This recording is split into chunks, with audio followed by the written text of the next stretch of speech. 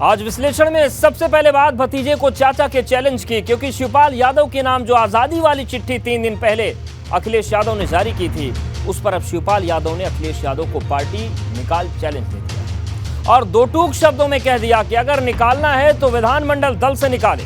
आपको बता दें कि दूसरी बार है जब शिवपाल ने अखिलेश को यह चैलेंज दिया। इससे पहले शिवपाल ने चैलेंज तब दिया था जब अखिलेश ने शिवपाल के भाजपा में शामिल होने की बात कही थी। लेकिन बड़ा सवाल यह है कि क्या अखिलेश अपने चाचा का यह चैलेंज कबूल करेंगे या फिर शिवपाल खुलकर वार करेंगे।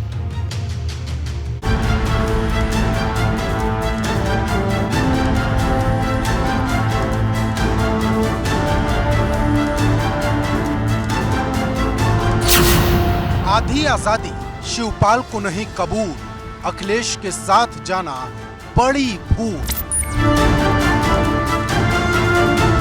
मुझे औपचारिक स्वतंत्र कर दिया है, तो ये तो एक तरह से मैंने जो बार बार कहा है परिपक्वता राजनीति का प्रमाण दिया है।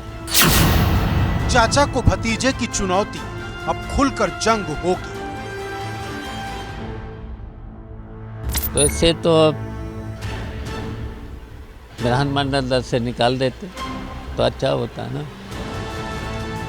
उत्तर प्रदेश विधानसभा चुनाव खत्म हो गया, विधान परिषद चुनाव के नतीजे आ गए, राज्यसभा से लेकर राष्ट्रपति का चुनाव भी खत्म हो गया। लेकिन नहीं खत्म हुआ तो चाचा भतीजे का विवाद, क्योंकि अखिलेश यादव और शिवपाल यादव के रिश्ते फिर एक बार वहीं पर आकर खड़े हो गए जहां 5 साल पहले थे।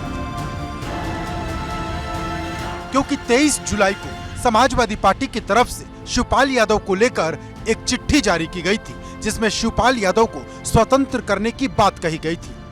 अब 3 दिन के बाद शिवपाल यादव ने अखिलेश यादव के खिलाफ मोर्चा खोल दिया और जिस आजादी की बात सपा की तरफ से कही गई उसे आधी आजादी बताते हुए अखिलेश यादव को ओपन चैलेंज दे दिया। शिवपाल ने कहा, अगर निकालना है तो विधानमंडल दल से निकाल दो। तो इससे तो विधानमंडल दल से निकाल देते तो अच्छा होता ना। प्रमाण दे दिया है उन्होंने। वैसे तो देखिए स्वतंत्र आप भी हैं, हम भी हैं, ये तो संविधान में सबको ही है। शिवपाल जी कह रहे हैं कि मुझे इससे अच्छा होता कि विधानमंडल दल से ही निकाल देते, स्वतंत्र तो मैं पहले से ही हूँ। नहीं, स्वतंत्र पहले से हैं और वो क्या कह रहे हैं उनका अपना समझदारी है, वो अपने हिसाब से जो कह रहे हैं। पार्टी लीडरशिप ने जो फैसला किया है वो उन्होंने अपनी समझ के हिसाब से, उनके मान सम्मान के हिसाब से किया। अब बड़ी बात यह है कि क्या अखिलेश अपने चाचा का चैलेंज कबूल करेंगे? क्या शिवपाल को विधानमंडल दल से निकालने की हिम्मत दिखा पाएंगे? क्योंकि ये पहली बार नहीं है जब शिवपाल ने अखिलेश को ये चैलेंज दिया हो। इससे पहले यही बात शिवपाल ने तब कही थी जब अखिलेश ने शिवपाल के भाजपा में शामिल होने पर रिएक्शन दिया था, जिस पर पलटवार करते हुए शिवपाल ने उन्हें पार्टी से निकालने का चैलेंज तक दे दिया था। अगर बीजेपी लेना चाहती है हमारे चाचा को तो अच्छी बात है, ले लें जल्दी। अरे चाचा को अगर बीजेपी लेना चाहती है तो देर क्यों कर रहे हैं? राजनीतिक व्यक्ति का गैर जिम्मेदाराना बयान है और अगर ऐसा उनको लगता है तो समाजवादी विधानमंडल दल से शीघ्र निकाल।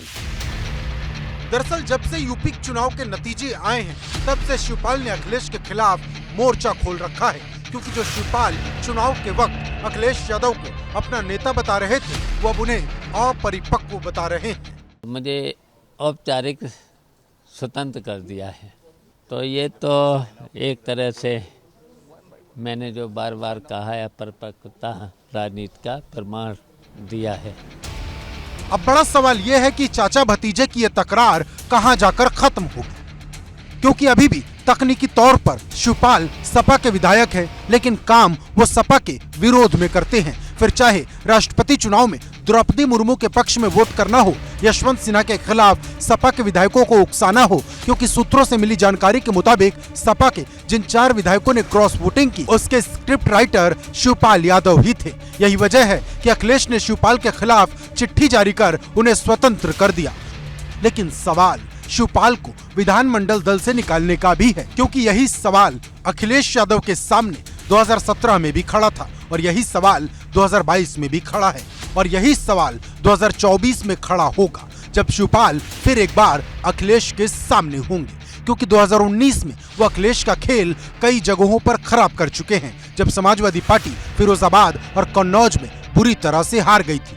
ऐसे में सवाल इस बात का है कि शिवपाल अगर अकेले लड़ेंगे तो कितनी सीटों पर सपा का खेल इस बार खराब करेंगे। Bureau report, ABP Ganga. और अब विश्लेषण में बात होगी अखिलेश के अर्जुन का केशव से संग्राम, क्योंकि यूपी सियासत में इस वक्त मौर्य वर्सेस मौर्य की जंग छिड़ी है और ये लड़ाई इस बात की है कि यूपी में जिन 5% मौर्य वोटर की धमक 100 सीटों पर बताई जाती है उनका असली स्वामी कौन है, क्योंकि केशव देव मौर्य लगातार स्वामी प्रसाद मौर्य पर हमला बोल रहे हैं। वो कह रहे हैं कि अगर अखिलेश यादव ने स्वामी प्रसाद मौर्य की जगह उन पर भरोसा किया होता तो आज सपा की यह हालत नहीं होती। लेकिन आज स्वामी प्रसाद मौर्य ने पलटवार करते हुए केशव देव मौर्य को जब दुधमुहा बच्चा बता दिया तो सूबे का सियासी पारा चढ़ गया।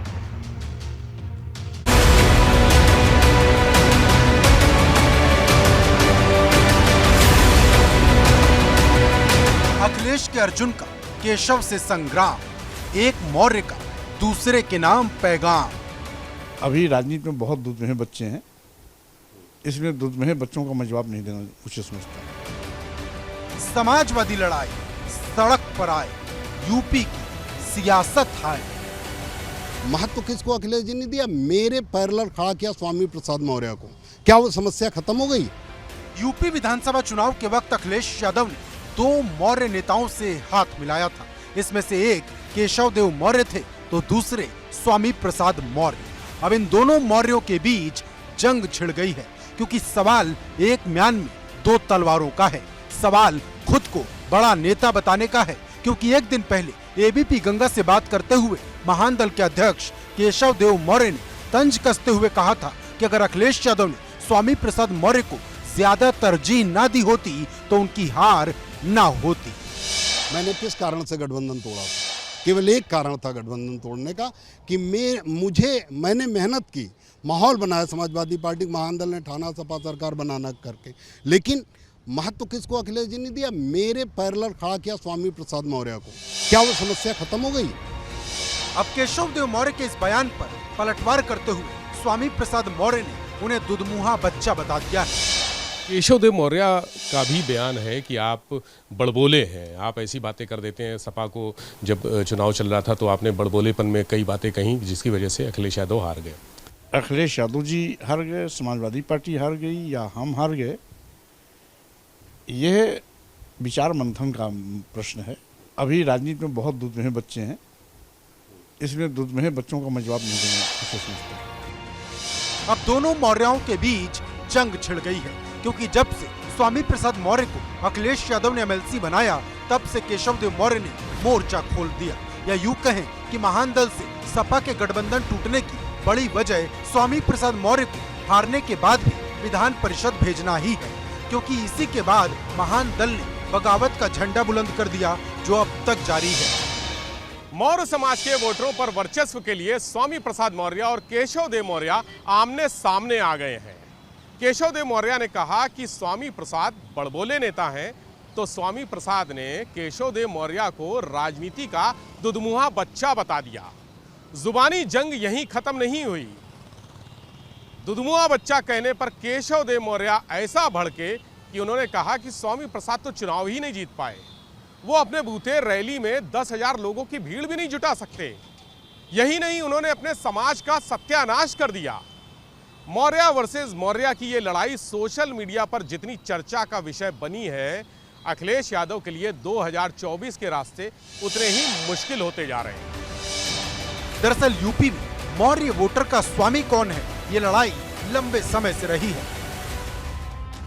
क्योंकि यूपी में मौर्य समुदाय की आबादी भले ही 5% के करीब हो, लेकिन इसका प्रभाव 100 सीटों पर बताया जाता है। मौर्य की इसी बिरादरी के सहारे स्वामी प्रसाद मौर्य पहले मायावती सरकार में मंत्री बने, फिर 2017 में भाजपा में आ गए और फिर से मंत्री बन गए। लेकिन 2022 में उनका दांव उल्टा पड़ गया, क्योंकि जो स्वामी प्रसाद मौर्य अपने प्रभाव से दूसरे नेताओं को जिताने की बात कह रहे थे, वो खुद फाजिल नगर सीट पर 26,000 वोट से चुनाव हार गए। हालांकि जो केशव देव मौर्य खुद को स्वामी से बेहतर बता रहे हैं, उनकी पत्नी और बेटे भी चुनाव हार गए। मतलब दोनों में से कोई भी अखिलेश के लिए फायदे का बहुत बड़ा सौदा साबित नहीं हुआ। लेकिन इसके बाद भी अखिलेश जिस तरह से स्वामी प्रसाद मौर्य पर मेहरबान नजर आए, ये बात केशव देव मौर्य को खल गई, क्योंकि जब जब मौका मिलता है केशव देव मौर्य का दर्द सामने आ जाता है।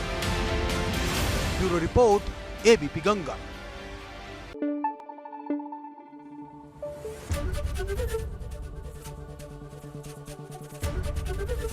एबीपी गंगा, खबर आपकी, जुबान आपकी।